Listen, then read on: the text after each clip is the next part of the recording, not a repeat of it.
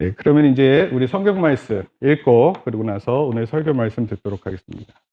오늘 성경 읽을 곳이 여러 군데인데 사실은 제가 조금 구분을 했고요. 오늘 한번 제목을 먼저 한번 따라 하시겠습니다. 성막의 의미, 예수 그리스도.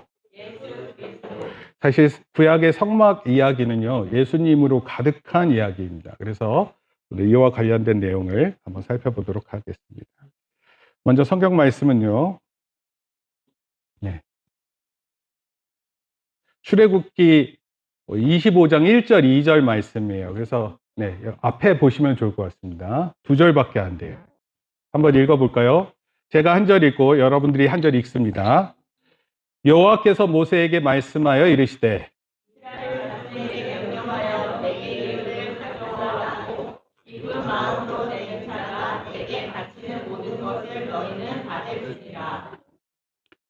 성막에 관련된 내용인데요. 25장에 여호와께서 모세에게 말씀하였고 이스라엘 자손에게 명령하여 내게 예물을 가져오라 이렇게 얘기했고 기쁜 마음으로 내는 자가 내게 바치는 모든 것을 너희는 받을지니라 이렇게 해서 성막을 준비하게 됩니다.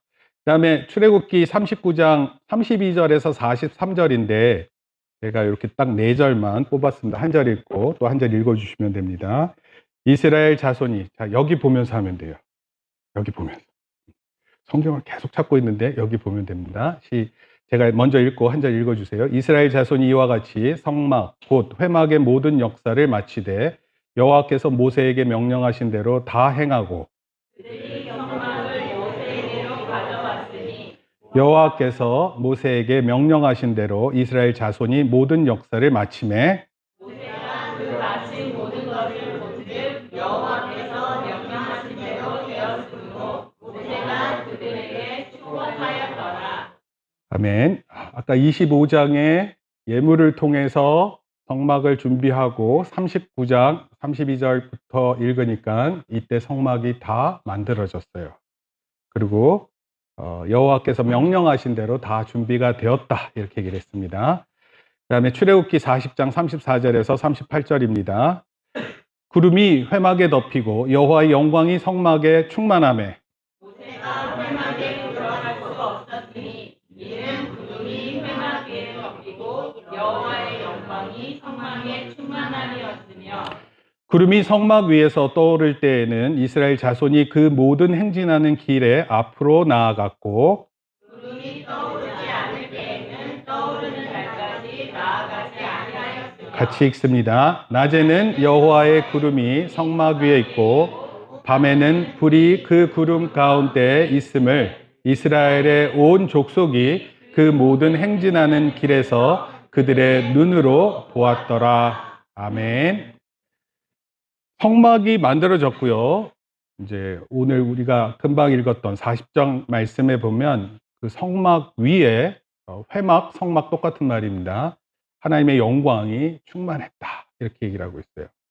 원래 구름을 통해서 하나님이 계신다라는 것을 나타냈어요. 그래서 구름 기둥, 불 기둥이 광야를 지나는 이스라엘 백성들을 하나님께서 직접 인도하셨습니다. 그런데 성막 가운데 구름으로 하나님께서 여호와의 영광을 나타내셨습니다. 학생들이 자신들의 모범 인물을 설정했습니다. 그리고 어떻게 자신의 삶을 살 것인지를 준비했어요. 제가 몇 학생들의 이름은 다 밝힐 수 없고요.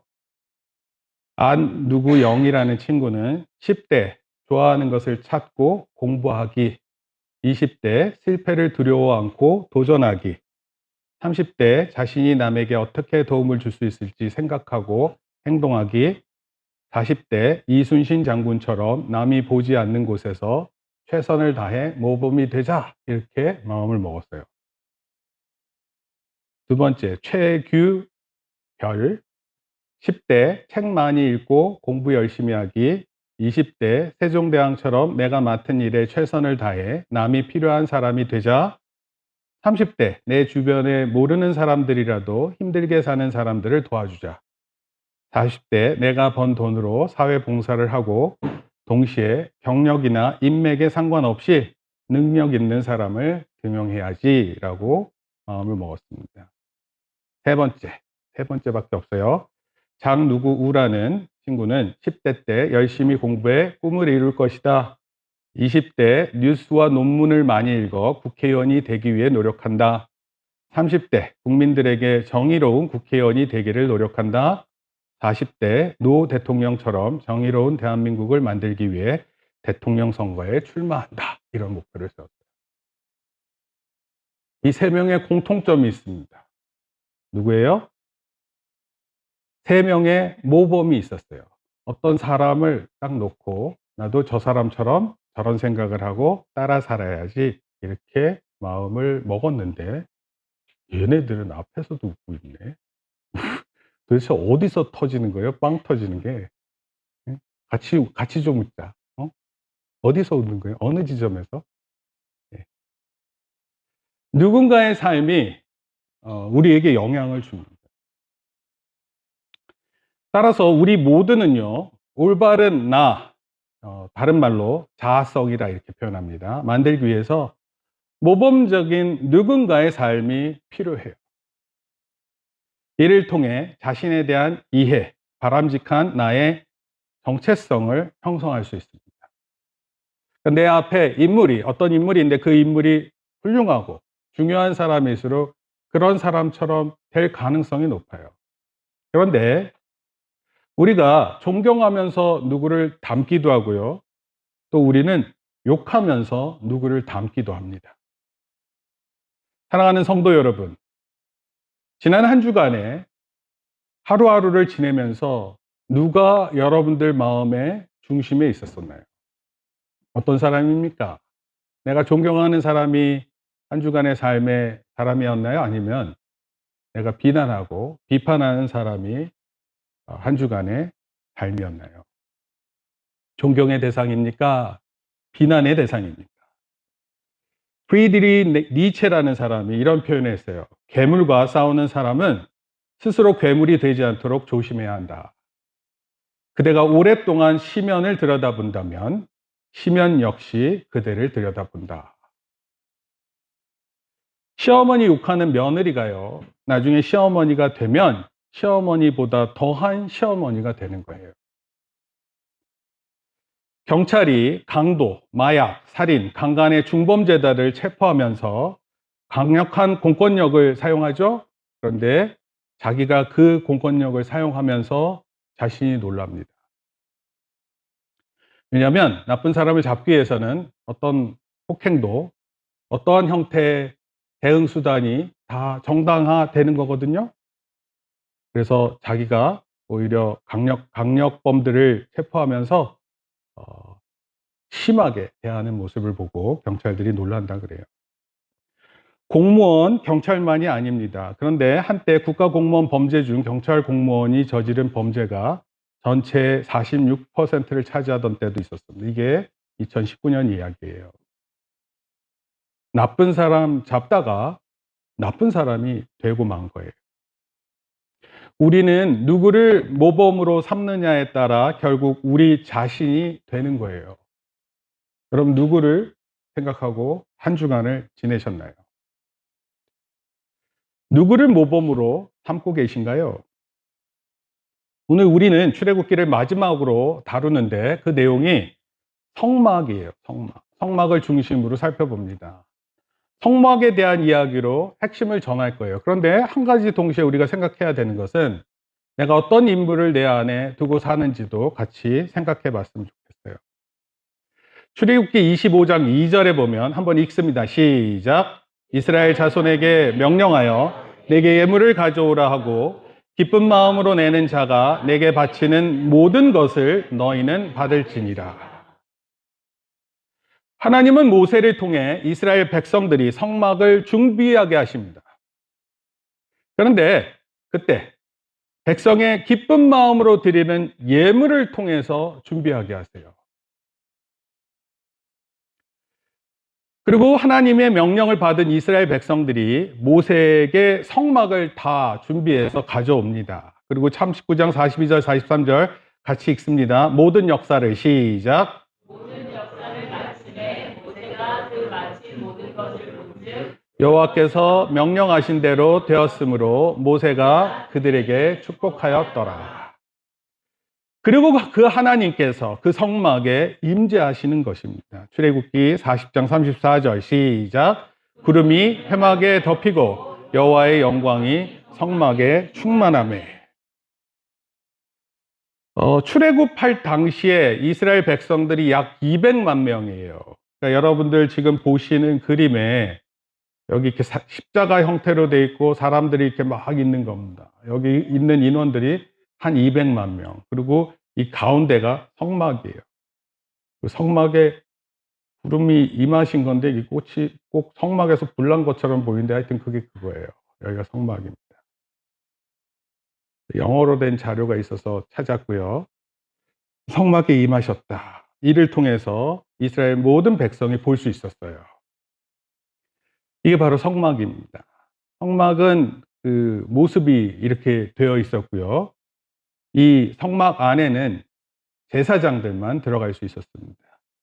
그 백성들은 그 주변에 이렇게 다 있을 수 있었어요. 성막에 임재하신 하나님에 대해서 살펴보는데요. 성막의 진정한 뜻이 무엇인지 지금부터 살펴봅니다. 첫째, 따라 읽습니다. 시작. 하나님은 자기 백성들을 통해 성막을 준비하셨습니다. 하나님께서 성막에 임재하셨는데 하나님께서 백성들에게 성막을 준비하게 하셨어요. 하나님은 성막을 준비하면서 기쁜 마음으로 예물을 드리라 말씀하셨어요. 당시 대부분의 예물들은 성막을 짓는 데 필요한 물품들이었습니다. 성막은 하나님이 이스라엘 백성 가운데 거하실 성소로 하나님을 위해 건축되는 것이었어요. 하나님의 뜻을 이루기 위해 드리는 만큼 당연히 기쁜 마음으로 드려야 하는 것이었습니다. 오늘날 우리 삶으로 적용하면 우리가 드리는 헌금의 핵심은요, 기쁜 마음이에요. 하나님께 드릴 때마다 기쁜 마음으로 드리는 겁니다. 누가 얼마를 드리느냐가 중요한 게 아니라 하나님 앞에 내가 헌금을 준비할 때 그 마음이 기쁜 마음으로 드려지는 것입니다. 출애굽기 39장을 보면 성막에 필요한 모든 도구들과 그 재료들이 나와요. 너무나도 구체적입니다. 금실과 청색, 자색, 홍색 실로 옷을 만들고 제사장 옷이 에봇이라고 부르는데 그 옷을 만드는 데 있어서도 하나님께서 구체적으로 설명하십니다. 그리고 성막 안에 성막문, 번제단, 물두멍, 떡상, 등대, 분향단, 법궤 이런 모든 그런 기물들 또는 장소, 위치, 크기 다 하나님께서 명령해 주시고 준비하게 하십니다. 아까 보셨던 거예요, 이 성막. 네. 그리고 성막 안에 성소와 지성소가 있었습니다. 여기는 대제사장만이 들어갈 수 있었고 이 대제사장이 여기 보면은 글자가 제대로 보이지는 않는데요. 그냥 그림만 대략 보면 되고요. 여기 파란 색깔 부분이 휘장이라는 것인데 이 휘장을 통해서 이 앞에는 지성소 그리고 이 뒤에는 성소입니다. 지성소는요. 영어로는 Holy of Holy예요. 거룩한데 더 거룩한 곳입니다. 그리고 여기 언약궤, 법궤가 여기 있습니다.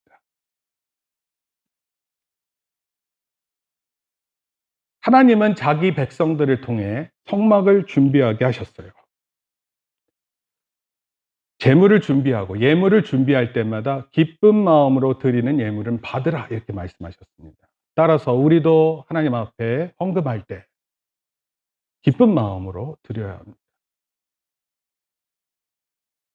둘째, 읽겠습니다. 시작. 하나님은 자기 백성들을 위해 성막을 준비하셨습니다. 첫째하고 둘째가 차이점 다른 거 없습니다. 하나님은 자기 백성들을 통해 성막을 준비하셨고 둘째는 하나님은 자기 백성들을 위해 성막을 준비하셨어요. 아까 그 성막 안에는 성소가 있다 그랬습니다. 그런데 여기에 들어가는 모든 구조, 기구들이 중요한 의미를 갖고 있어요. 근데 이 모든 것들이 중요한 의미를 갖고 있는 이유가 뭐냐면 우리를 위한 겁니다. 우리가 볼 때는 성막이 하나님을 위한 것처럼 보일지 모르고 사실은 모든 준비가 우리를 위한 것입니다.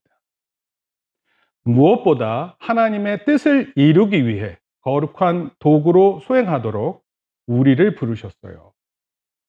따라서 성막을 통한 하나님의 뜻을 이루기 위해서 하나님께서 우리를 위해 성막을 준비하신 만큼 하나님의 그 뜻을 이루기 위해 우리가 가져야 될 마음 한 가지가 중요해요. 그게 뭐냐면 순종하는 마음. 순종하는.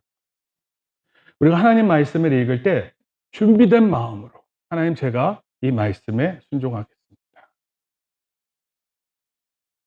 또한 성막은 우리의 죄를 상기시키는 곳이에요. 우리가 겉으로 볼 때는 얼마나 괜찮아 보여요. 그럴듯해 보입니다. 예쁘고 멋있고 그래요. 그런데 사실 우리는요, 하나님 앞에서는 원래 되게 잘못되어져 있습니다. 그리고 그곳에 제물을, 번제단이 있는데 그 제물을 태우는 곳이 있어요. 그 제물을 태우는 가장 첫 번째 이유는 우리 죄를 깨끗게 하기 위해서예요. 하나님 앞에는 어느 누구도 깨끗함을 얻는 사람이 없거든요. 그런데 이 번제를 통해서, 죽은 제물을 통해서 우리의 죄가 어떠함을 알고 그리고 그것을 통해서 우리가 깨끗해짐을 보는 것입니다. 따라서 옛날에 소와 염소, 또 작은 송아지를 죽이기도 했고 그런 것들을 통해서 동물의 죽음을 볼 때마다 나의 죄를 생각했어요. 따라서 성막은 하나님께서 하나님의 백성들을 위해서 준비하셨는데 반드시 그의 백성들이 자기의 죄를 생각하는 거예요. 여러분 주일 하나님 앞에 예배 나올 때 좋죠. 네, 교회 나가고 저도 어렸을 때 교회 나갈 때 일단 기본이 그냥 즐거웠어요. 뭐 특별한 건 없고요. 즐거웠습니다. 친구들이 많이 왔고 그 친구들과 같이 얘기를 나누고 또 뭐 어른이 돼서도 내가 아는 다른 성도들 만나서 예배 후에 얘기 나누고 또 차 한잔 마시고 이런 것들을 좋아했습니다. 그런데 이런 모든 것들이 다 좋은 것이고 교제도 좋은 것인데 그러나 우리가 예배실 안에서 반드시 기억해야 하는 것은 우리의 죄를 반드시 기억하는 것입니다. 한 주간의 삶을 돌아보면서 내가 가진, 내가 범한 잘못된 것들을 보는 거예요. 당연히 재물이 죽는 이유는 우리 죄로 인함입니다. 나 대신 죽은 재물을 보면서 하나님께서 나를 불쌍히 여기셨구나 깨닫는 것입니다. 죽은 재물을 통해서 나의 죄가 사해짐을 봅니다. 용서받는 거예요. 따라서 우리를 위한 성막을 통해 반드시 경험해야 되는 것은 우리의 죄와 그 죄가 용서됨을 경험하는 거예요. 여러분, 내 자신의 부끄러움을 돌아보는 게 쉽지 않습니다. 때로는 그것 때문에 평생 죄책감에 사는 사람들도 있어요. 그런데 성막은요, 하나님의 백성들이 그 죄를 보고 그 죄가 깨끗함을 얻는 것을 보는 장소인 것입니다. 용서를 받은 사람들의 특징이 뭘까요? 하나님으로부터 용서함을 받은 특징, 어떤 것이 있을까요? 우리 마음이 불편하면요, 불편한 그 마음이 우리 몸의 밖으로 나타나게 돼 있어요. 아무리 포커페이스라 그래서 자기가 가지고 있는 패가 좋은 패인지 나쁜 패인지를 숨기려고 하지만 어느 순간에 나의 마음이 드러나는 때가 있습니다. 용서받은 사람들의 특징, 제가 세 가지로 한번 살펴봤는데 첫째는요, 죄로부터 자유로워요. 분명히 내가 저지른 잘못인데도 불구하고 그것부터 자유롭습니다. 왜요? 왜 그럴까요? 재물을 통해서 그 죄를 사함받았기 때문에 그렇습니다. 그리고 하나님의 용서라는 것은요, 하나님으로부터 용서를 받았다. 이것은요, 어떤 의미냐면 내가 참 은혜를 받았구나. 이것을 깨닫는 겁니다. 여러분, 내가 원래는 감옥에 가야 되고 저 재물이 죽어야 되는데 내가 원래 죽어야 돼요. 그런데 그렇지 않고 내가 용서를 받았다. 그러면 그 마음이 어때요? 어떻습니까? 내가 다 저지른 죄인데 그리고 내가 그 죄 때문에 죽어야 되는데 죄 없는 동물이 나 대신 죽은 거예요. 그러면 그걸 통해서 느끼는 게 뭐예요? 그러면 하나님께서 나에게 은혜를 베푸셨구나 깨닫는 거예요. 여러분, 만약에 우리가 하나님 앞에 와서 용서함을 얻고도 은혜를 못 느낀다? 그것도 참 놀라운 일이긴 해요. 네, 그걸 못 느끼는 것도. 교회를 왔는데 죄의 용서를 모르고 또 그 죄의 용서 없이 불편한 마음으로 살아간다? 그것도 놀라운 일이긴 합니다. 그러나 교회 안의 원래 의미는 죄로부터 자유로움, 그리고 하나님의 용서로 인한 큰 은혜를 누렸다라는 것을 깨닫는 것입니다. 당연히 그런 것을 진심으로 아는 사람들은 말과 행동에도 은혜로움이 깃들입니다. 그리고 세 번째, 하나님이 우리와 함께 하신다. 하나님은 우리를 위해서 성막을 준비하셨다. 이런 것을 참으로 깨닫는 사람들에게 있어서 중요한 마음이 생기는데, 그게 바로 뭐냐면 담대함이에요. 담대함. 여러분, 지난주가 실패한 주간이 될 수 있어요. 지난주에 내가 노력한 것이 아무 수고도 없이 끝날 수도 있습니다. 모든 노력을 다해서 최대한 투자를 했는데 아무 돈도 벌지 못할 수도 있어요. 그러나 우리가 하나님으로부터 큰 은혜를 받게 되면, 죄의 용서함을 받고 알게 되면 우리 마음 가운데 담대함이 생기는 것입니다. 다시 해보고자 하는 마음이 생기는 거예요. 성막은요, 그래서 예수 그리스도를 닮았습니다. 예수님 우리 죄를 위해서 오셨고 우리를 대신해서 십자가에 죽으셨어요. 이를 통해서 우리가 하나님으로부터 용서함을 얻습니다. 예수님의 한 번 죽으심으로 인해서 우리의 앞으로 지어질 죄까지 다 용서함을 얻습니다. 단 우리가 죄를 고백할 때마다 그 효력이 발생해요. 따라서 주일마다 하나님 앞에 나올 때 여러분들이 정말 해야 하는 것은 자기의 죄를 바라보고 기도하는 거예요. 예수님을 힘입어 용서함을 얻기를 위해 기도하는 것입니다. 용서받음을 통해 더 이상 하나님과 적대적인 관계가 아닌 것을 깨닫는 거예요. 하나님의 딸, 하나님의 아들이 되는 거예요. 원래는 하나님 죄를 너무 미워하시거든요. 그런데 예수 그리스도의 보혈로 우리의 죄가 깨끗이 씻음을 받아요. 어떻게 해요? 여러분들의 입술의 고백을 통해. 하나님 앞에 예배할 때 여러분의 죄를 놓고 기도하는 것은 정말 중요한 것입니다. 성막과 예수 그리스도의 십자가를 통해 우리는 하나님의 자녀가 되는 것입니다. 또한 이를 통해 우리에게 담대함이 주어지는 거예요. 셋째, 한번 따라하시겠습니다. 시작. 하나님의 임재가 성막에 충만했습니다. 네, 하나님의 임재. 하나님께서 함께 하셨어요. 그 성막에 구름으로. 하나님의 영광이 충만했다. 성막에 구름이 덮여 있는 것은 하나님의 영광이 충만했다, 이런 뜻입니다. 하나님의 영광이 충만한 성막에는 그 누구도 들어갈 수 없었어요. 심지어 모세도 들어갈 수 없었습니다. 분명한 것은 하나님께서 우리와 함께 하신다, 이런 뜻이에요. 임마누엘, 예수님을 임마누엘 이렇게 표현하는데 그 표현도 마찬가지입니다. 우리 가운데 예수님이 함께 계신다. 여러분, 하나님이 얼마나 우리와 함께 계시기를 원하시면 예수님께서 사람이 되셨어요. 그거를 다른 말로 성육신 이렇게 표현합니다. 사람이 되었다. 원래 하나님은 눈에 보이지 않는 분이세요. 영이시죠. 근데 그 하나님께서 인간의 육체를 입고 오셨어요. 지난주에 가정의 달 설교로 두 가지 사실을 기억해야 된다 말씀드렸어요. 내가 잘 알지 못하던 시절에 부모님은 나를 위해 눈물겨운 삶을 사셨다. 예수님은 하나님과 구원에 전혀 관심 없는 나를 위해 대신 눈물로 기도하셨다. 우리의 부모를 생각하고 또 우리 예수님이 우리를 위해 기도하셨던 것을 기억하는 거예요. 눈물을 흘리면서 기도하셨어요. 이 사실을 기억하는 우리도 우리 삶에서 눈물로 기도해야 돼요. 또 그런 삶을 살아야 될 이유가 있는 것입니다. 성막은 하나님께서 자기 백성들을 위해 만드신 거예요. 그런데 그 가장 큰 본질적인 목적은 자기 백성과 함께 하시기 위해서 만드셨어요. 철저히 우리를 위한 것입니다. 노년에 우리 부모들은 자식과 손자 또 손녀 보는 것을 원하십니다. 함께 좋은 음식 먹고 즐거운 시간을 보내시기를 원하세요. 물론 어떤 부모님은 너 언제 가니? 이렇게 물으실 때도 있어요. 그러나 근본적으로는 가족들과 함께 있고 싶어 해요. 함께 있기를 원하는 부모처럼 하나님은 성막을 통해서 자기 백성들과 함께 있기를 원하시는 것입니다. 결론적으로 말씀드릴게요. 하나님은 우리 예배를 통해 내가 너희와 함께 있다고 말씀하고 계세요. 더 이상 구약의 성막으로 하나님 앞에 나아가지 않습니다. 예수 그리스도께서 부활하신 날을 기념해서 우리가 예배하고 나아가는 것입니다. 그렇게 우리 하나님은 우리와 친교하기를 원하세요.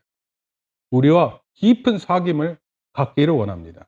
그래서 어떤 분은 교회의 교자를 어떻게 생각하냐면, 원래 교회의 교자가 교육할 교자거든요. 네, 그게 아니라 교제할 교자라고 이렇게 씁니다. 사귈 교자. 나의 생각과 마음을 듣고 싶어 하세요. 때론 내 마음에 좋은 것뿐만 아니라 내 안에 있는 나쁜 것조차 하나님 듣기를 원하세요. 그리고 하나님의 말씀을 통해서 어떻게 살아가야 할지도 가르쳐 주세요. 우리의 예배가 이런 것입니다. 성막은 하나님이 우리와 함께 하신다. 임마누엘 되신 예수님이 함께 하신다. 지금 우리 삶에도 성령님이 함께 하신다. 그래서 성경이 이렇게 표현하고 있어요. 고린도전서 3장 16절입니다. 같이 읽습니다. 시작. 너희는 하나님의 성령이 너희 안에 계시는 것을 알지 못하느냐. 지금 우리 내 안에, 내 마음 안에 성령님이 계신다. 목사님도요, 개인적으로 부끄러운 일을 할 때마다 이 말씀이 너무 제 마음을 찌릅니다. 창피해요. 보성이가 보면 어떡하지? 이럴 정도로 창피합니다. 우리 그린이가 보면 목사님 실망할 텐데. 그 자신을 보는 거예요. 내 안에 있는 부끄러움을 보는 겁니다. 그런데 그 안에 성령님께서 함께 하신다. 하나님께서 함께 하신다. 우리는 어떤 모습의 사람을 모범으로 삼고 살아가는가? 어떤 사람입니까? 이 질문은요, 사실 예배와 관련된 질문입니다. 우리 삶의 모범은 예배이고, 이를 통해 우리가 하나님과의 관계를 회복하고 그 하나님과 우리 삶 속에서 친밀하게 살아가는 것도 배우게 될 것입니다. 어떤 죄든 용서받게 되는 것을 알게 되고요. 그를 통해 큰 은혜를 누리기도 합니다. 어떤 기도든 우리 하나님께서 우리의 기도를 들으시고 결국 우리의 삶도 책임져 주실 거예요. 여러분, 목사님이 기억나는데 딱 20살이 됐었을 때, 20살.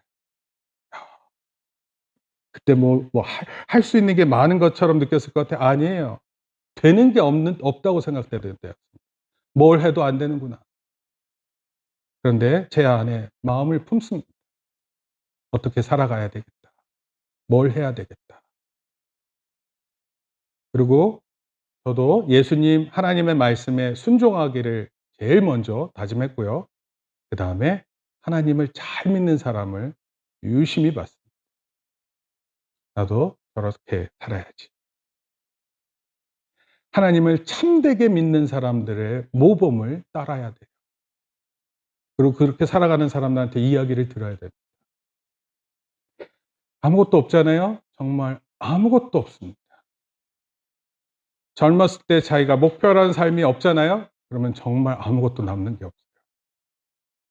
그냥 욕하다가, 시어머니 욕하다가 더 심한 시어머니가 될 뿐입니다.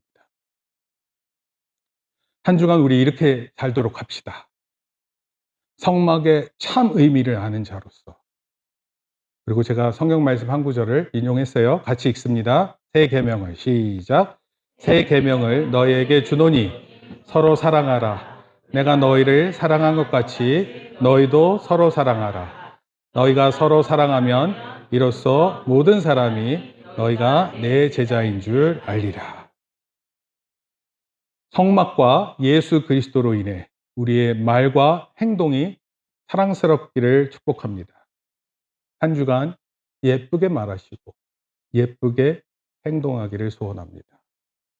참 예배를 드리는 자, 하나님으로부터 참 용서를 받는 자, 성막의 참 의미를 아는 자들이 이렇게 할 수 있는 거예요. 그리고 예수님을 잘 믿는 사람의 모범을 따라 우리도 그렇게 살 수 있기를 축복합니다. 누군가에게 소망이 되고 희망이 될 수 있는 저와 여러분들 되기를 축복합니다. 기도하시겠습니다. 하나님 아버지 감사합니다. 거룩하고 복된 주일 하나님 앞에 예배하며 나아갑니다.